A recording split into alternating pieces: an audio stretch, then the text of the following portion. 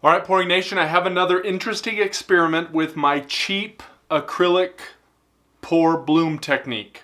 And if you haven't seen my video before, I will link it in the description below. But essentially, we're using Craft Smart white glue from Michaels at about, generally I start with 70% glue, 30% water, and then I mix 1 part that to 1 part of paint. The paints that we're using now is the Extreme Sheen Peridot, Aquamarine, and the DecoArt Metallics Copper. Today I wanted to do a test though to try 3 different consistencies of the actual paint.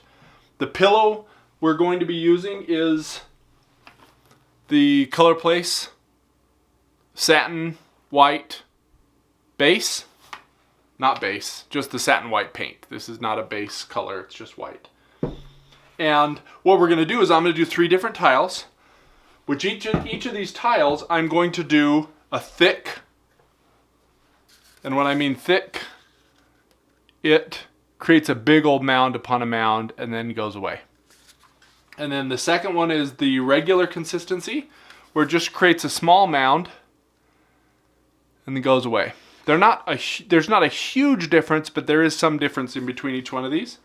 And the last one is thin, where it barely creates a mound and then goes away. So each of these are slightly different, and I want to see how that affects the bloom. For the cell activator, we are using the Amsterdam Titanium White and the same glue mixture, and it's barely creating a mound and going away. And we're going to use the same mixture on all 3 of these different consistencies, just to have some baseline about what's happening.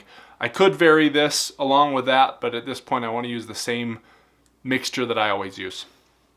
So, I'm going to pour a base on each one of these.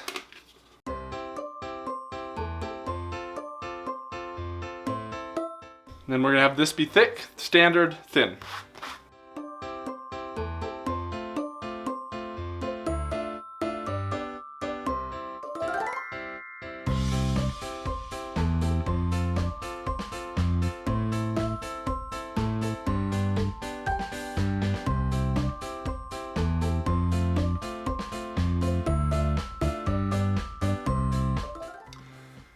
And then we'll give them a good blow.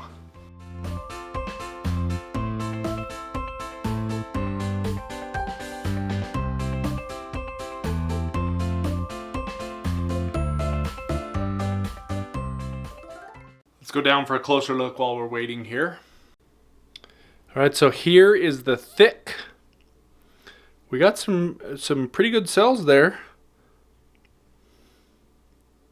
I'm pretty pleased with that one. Here's my regular mixture. I seem to get more cells. I think I blew a little bit too hard there so you can see the underpaint. But I get lots of nice cells, even with this one and the lacing. And then here's the thin. And again, this thin is relative. But so far, all 3 of those look very similar. Alright, so it's been about half an hour since I did these, and I wanted to show you a couple of things. Once again, this is thick, this is regular, this is thin. And one thing that happens with glue, just because of the nature of the binders in glue, they're not as good as the ones in the traditional Sheleeart. So you need to be careful that you're not making your paint too thin, because what happens is you get separation, especially on the thin stuff here. You can see all this separation happening. On the medium stuff, I only had 1 piece of separation, but that was because I blew way too hard. You can see the under the base coat of paint here. You can see it all over here. And then here's the thick. I didn't get any separation at this point. So let me go in for a close-up of those things. Just a reminder, this is the thin, where I had a lot of separation here because I blew too hard and it's just too thin. It doesn't hold its place. This is the regular, and I just blew too hard here. You can see the paint base. And here's the thick that doesn't have any of those spots. So definitely with the Sheleeart bloom technique, you want to be on the thicker side so that you don't have this happen, and you want to make sure you're not blowing too hard. It will cause that separation in this Craft Smart white glue cheap Sheleeart acrylic pour blooms technique.